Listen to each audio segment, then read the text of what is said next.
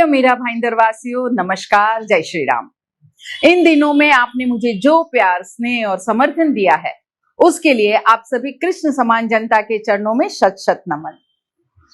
आज यहाँ कोई चुनावी भाषण करने में आपके सामने नहीं आई, ना ही आई हूं कोई अपील करने।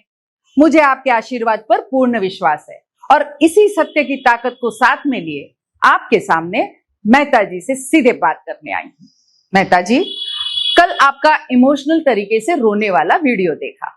मुझे आपकी तरह मगरमच्छ के आंसू बहाना नहीं आता। मेरे खून में सत्य और हिंदुत्व के लिए लड़ना शामिल है।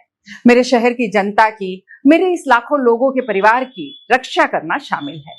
और जब बात शहर की, लोगों की, धर्म की रक्षा करने की आती है, तब भगवत गीता में लिखे सार से सत्य का बल ही मिलता है। आपने मुझे और शायद सैकड़ों हजारों लोगों को प्रताड़ित करने में पिछले 10 वर्षों में कोई कसर नहीं रखी। पूरा मीरा भाईंदर आपको तानाशाही, गुंडाई और बदले की स्वार्थी राजनीति से वाकिफ है। आपने सत्ता खुद के पास रखने के लिए न जाने कितने परिवार दांव पर लगा दिए, न जाने कितने होनहार, ईमानदार नेताओं का, नगर सेवकों का, पार्टी पदाधिकारियों का जीवन बर्बाद कर दिया। यह बात शहर का बच्चा बच्चा जानता है। इन सब के बावजूद हमेशा ताव में चलने वाले मेहता जी को विक्टिम कार्ड खेलने की नौबत आ गई। यह मीरा भाईंदर की जनता की, उनके सत्य की विजय है। पूज्य दीनदयाल उपाध्याय जी ने कहा था, आज फिर एक बार सच साबित होने जा रहा है। केवल एक अच्छी पार्टी ने आप जैसे को टिकट दिया, इसका मतलब यह नहीं कि आप सही साबित हो गए। जनता समझदार है। पिछली बार भी मीरा भाईंदर ने पार्टी की चुप को सुधारा था। इस बार भी जनता पार्टी को अपनी गलती का एहसास दिलाएगी। आपने कल के वीडियो में फिर एक बार मीरा भाईंदर की सच्ची जनता का अपमान किया। आपकी हिम्मत कैसे हुई इस ऐतिहासिक शहर की निष्ठावान जनता को बुद्धि नहीं है ऐसी बकवास करने की? आपको शर्म आनी चाहिए। केवल शहर ने आपके अहंकार को नकारा, इसलिए आप उनकी बुद्धि निकालेंगे? ये कैसा न्याय? और ऊपर से आप मगरमच्छ के आंसू बहाए। मुझे हैरत इस बात की हो रही है कि पार्टी के भीष्म पितामह और द्रोणाचार्य जैसे वरिष्ठ केंद्रीय मंत्री, आदरणीय मुख्यमंत्री, नेता, अभिनेता और आपके कुछ प्राइवेट नगर सेवक, इतने लोग साथ में होने के बावजूद आपको नामी गुंडे धमकाना, बेशुमार पैसों की बौछार करना, इन सब का सहारा लेना पड़ा। और वो भी क्या कम था कि कल का झूठा इमोशनल ड्रामा भी करना पड़ा। लगता है आपने लगभग आपकी हार स्वीकार कर ली है। हम चुनाव लड़ते हैं जनता की सेवा करने के लिए, न कि खुद का अहम पालने के लिए। हम चुनाव लड़ते हैं शहर की प्रगति के लिए, न कि आप जैसा भ्रष्टाचार करने के लिए। हम चुनाव लड़ते हैं धर्म की रक्षा के लिए, न कि आप जैसा ढोंग करने के लिए।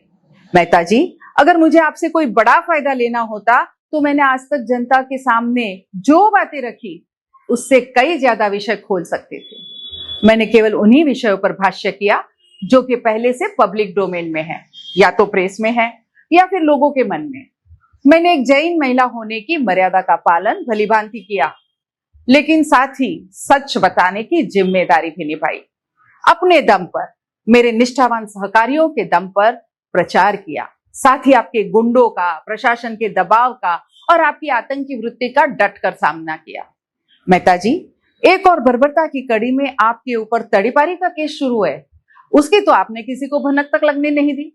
मीरा भाईंदर की जनता, जो आपकी मुताबिक बुद्धि इस्तेमाल करने वाली नहीं, वो बहुत समझदार, होशियार और सजग है।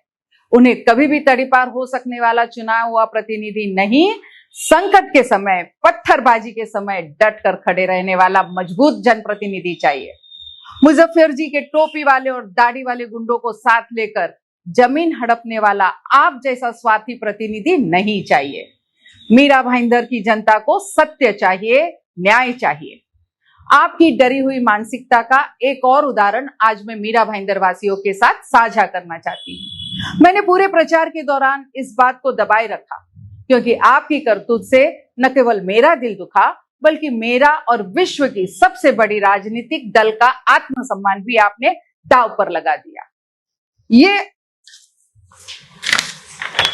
ये वो खत है जो मेहता जी आपने डर का इस्तेमाल कर पार्टी जिलाध्यक्ष के द्वारा पुलिस प्रशासन को लिखा। 13 नवंबर का ये पत्र मैं आज मीरा भाईंदर के सामने रख रही हूँ। जबकि सारी राजनीति बगल में रख मैंने हमारे प्रेरणा स्थान आदरणीय योगी जी का प्रोटोकॉल के दायरे में प्रेम भाव से स्वागत करने का आह्वान किया था। तब मेहता जी, आपने मुझे पुलिस प्रशासन पर दबाव डाल मेरे इर्द गिर्द हाउस अरेस्ट की स्थिति निर्माण करवा दी, मेरे घर का घेराव कर दिया, लेकिन पार्टी की गरिमा को रख मैं चुप रही। आपके जैसे मगरमच्छ के आंसू नहीं बहाए। मीरा भाईंदर की जनता आपकी लूट की प्रवृत्ति से परेशान है, आपकी नारी के प्रति अभद्र करतूतों से आहत है, आपकी स्वार्थी राजनीति के लिए दूसरों को खत्म करने की कृति से क्रोधित है, आपके गलत काम, काले कारनामे और आपकी छवि से वो डरती है।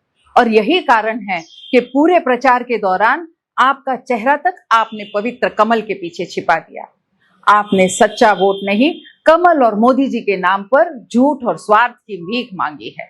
लेकिन ये जनता सब जानती है, समझती है। उन्हें पता है कि गीता की लड़ाई कमल से नहीं, कीचड़ से है। कुरुक्षेत्र में महाभारत के युद्ध के दौरान कृष्ण ने अर्जुन को गीता बताई। मेरा कृष्ण है मीरा भाईंदर शहर का हर वो सच्चा नागरिक जो इस अर्जुन के साथ, सत्य के साथ, गीता के साथ डटकर खड़ा है और वो झूठे मगरमच्छ के आंसुओं के खिलाफ जमकर बल्लेबाजी करना जानता है। धन्यवाद। जय हिंद, जय महाराष्ट्र, जय श्री राम।